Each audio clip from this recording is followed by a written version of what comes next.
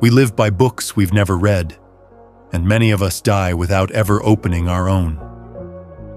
An unknown author once said, "You don't have to be a genius, build an empire, or save the world, but you owe it to yourself not to drown in the void." That void doesn't start with a scream. It creeps in quietly. You stop being curious, stop asking questions. It becomes harder to focus. Your mind starts craving simplicity. Food, scrolling, escape. Days blur into each other, as if you forgot what it meant to be truly human. In a world of noise, a person who reads has become an anomaly. It feels like going against the current, yet in truth, it's the only way not to be swept away by it. Reading isn't a hobby or tradition. It's a form of resistance. It's how you stop the world from grinding you into a replica. Unlike video, reading demands something from you. Your brain doesn't just consume, it creates. Each scene, each feeling, each image, you build them within yourself. You're the co-author, the interpreter, the engine. That's what makes reading such a powerful cognitive force.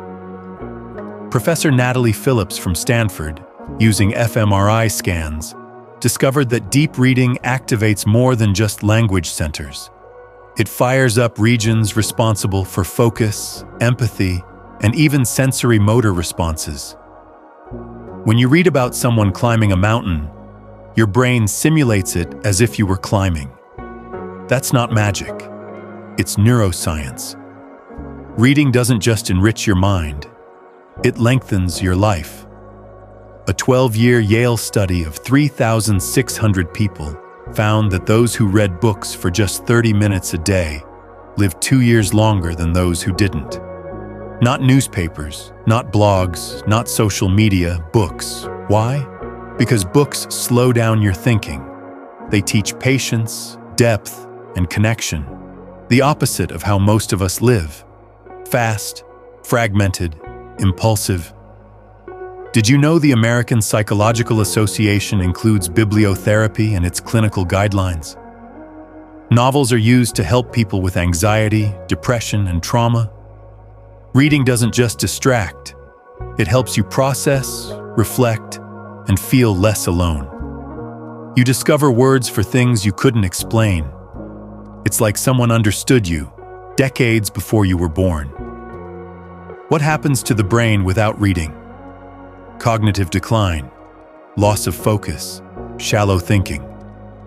Reading strengthens the prefrontal cortex, the part that handles planning, self-control, decision-making, and your sense of self. If you stop using it, it fades. Like muscle, unused brain regions are pruned away. Without reading, you become a pedestrian in a world of race cars. Not only are you outpaced, you're crushed by a system you can no longer comprehend. Why is it hard to start reading again? Because you're fighting not laziness, but a dopamine addiction. Social media, short videos, they're instant rewards. Light drugs that give you pleasure now. Books, on the other hand, demand stillness, focus, and presence. That's the task. Reclaim your attention. Train it like a muscle. It's hard, but possible. Here's how to begin. Don't rush. Don't aim for 100 books a year. 10 is enough, if you read them deeply. Pause, reflect, feel. Read in the morning when your mind is fresh. Even 15 minutes is rebellion against a world that wants you passive. Use a pen. Mark ideas. Highlight lines. Have a conversation with the author. Remember, a book is compressed time. You're gaining in 5 hours what someone spent 5 years learning. That's alchemy. Start with 1 page. Don't stop. In a month, your thoughts will be sharper. Your speech will deepen. You'll start seeing through lies, separating noise from value. You'll speak better, think clearer, and most of all, you'll want to live with meaning again. You may not know this story, but it shakes the soul. When Malcolm X was in prison, He was angry, broken, lost. His formal education barely went past a few grades, but behind bars he found books, and they changed him forever. He began by copying the dictionary, letter by letter, word by word, to understand language and reclaim his voice. He read 15 hours a day, history, philosophy, sociology. His cell became a library. Each day was a battle against ignorance. Later he said, "People don't realize how a book can transform a man, but a book saved my soul."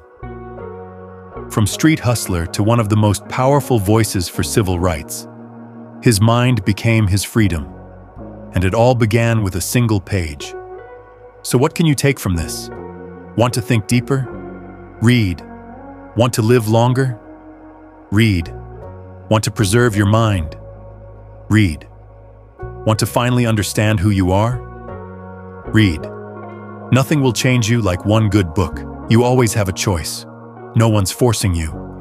You can keep drifting through life, letting algorithms think for you, watching the years slip away in the glow of another funny clip. But then don't ask why things feel wrong, why there are no ideas, no dreams, no vision, why life feels like sand slipping through your fingers, because you were never its author. But you can be. Pick up a book, one paragraph, and you've already changed. One chapter, and something inside awakens. One book, and you're never the same. The choice was always yours. You just forgot you had it.